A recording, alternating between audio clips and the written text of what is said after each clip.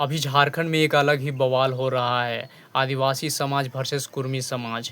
मैं ना ही आदिवासियों की बुराई कर रहा हूँ और ना ही कुर्मियों की सपोर्ट कर रहा हूँ। जो सच है वो चीज़ें आपके सामने बताने वाला हूँ।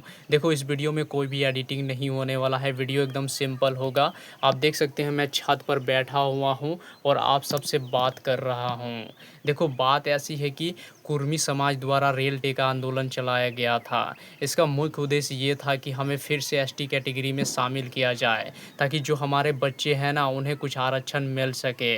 लेकिन इसका खोलकर विरोध करते हैं आदिवासी लोग। उनका मानना ये है कि अगर कुर्मी समाज को एसटी कैटेगरी में शामिल किया जाए तो जो हमारा आरक्षण है ना, उसका बंटवारा हो जाएगा और हम ये चाहते नहीं हैं। देखो, बात ऐसी है कि कुर्मियों का कहना है कि हम पहले एसटी कैटेगरी में थे, लेकिन बाद में हमें हटा दिया गया। लेकिन आदिवासी लोग ये कहते हैं कि कुर्मी लोग जो एसटी कैटेगरी में थे पहले, लेकिन उन्हें क्यों हटा दिया गया एसटी कैटेगरी से। 1950 ईस्वी में एसटी कैटेगरी से हटाकर कुर्मियों को ओबीसी कैटेगरी में डाला गया। क्यों डाला गया? अक्सर ये बात आपने कहीं ना कहीं सुनी होगी। क्या आपको पता है कि एसटी कैटेगरी से क्यों हटा दिया गया, कुर्मियों को ओबीसी में क्यों डाला गया? इसके पीछे रीज़न क्या है? क्या कोई चाल है? संविधान में कोई छेड़छाड़ किया गया या फिर बात क्या है?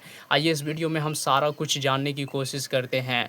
वीडियो को आप अच्छे से देखिए, एकदम कहीं भी स्किप मत करिए। मैं जो भी आपको बताने वाला हूँ, कोई भी एडिटिंग नहीं होगा इस वीडियो में। एकदम सिंपल तरीके से आप सबके सामने वो बातें रखने वाला हूँ।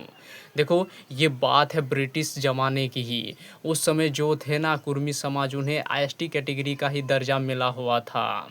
देखो, मैं बात कर रहा हूँ जनगणना 1872, 1881 और 1891 ईस्वी की। उस समय एग्रीकल्चरस्ट ग्रुप में कुर्मी समाज को लिखा गया था। यानी कि ये वो लोग थे जो खेती बाड़ी करते थे और समाज की तरफ आगे बढ़ रहे थे, शिक्षित हो रहे थे।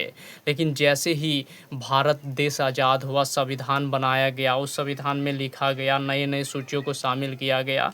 उसमें छेड़छाड़ ये हुआ कि ये बताया गया कि किसको किस सूची में रखना है, ये चीज़ देखने लग गया। और इसे किस आधार पर रखना है, किसको किस सूची में, किसको आदिवासी में रखना है, एसटी में रखना है, किसको एससी में रखना है, ये किसके आधार पर देखा जाएगा? ये देखा जाएगा उसके रहन सहन के तरीके पर, उसके भाषा के तरीके पे कि आदिवासियों का भाषा कैसा है। और दूसरी चीज़, वो समाज से अलगाव कैसे रहते हैं, यानी कि समाज से अलग रहते हैं, वो आदिवासियों में लिखा जाएगा। तो ऐसे में कुर्मियों में देखा गया कि ये लोग ज़्यादा शिक्षित हैं और खेती से अपना जीवन यापन कर रहे हैं, समाज में ये लोग रह रहे हैं, तो इन्हें एसटी कैटेगरी से हटाकर ओबीसी कैटेगरी में 1950 ईस्वी में डाल दिया गया। तो तभी से लेकर झारखंड में एक अलग ही आंदोलन चलता आ रहा है कुर्मी समाज को लेकर कि हमें एसटी कैटेगरी से क्यों हटा दिया गया, और ये लोग लगातार एसटी कैटेगरी में शामिल होने की मांग कर रहे हैं। झारखंड, बिहार, उड़ीसा, बंगाल लगातार ये आंदोलन कर रहे हैं। यहाँ के लोग दोबारा से एसटी कैटेगरी में शामिल होना चाहते हैं। खैर, आप ये बताएं, क्या एसटी कैटेगरी में शामिल होना सही रहेगा या फिर गलत रहेगा? कमेंट करके बताएं। इस वीडियो को लाइक करें ताकि यूट्यूब और भी लोगों के पास इस वीडियो को भेजे।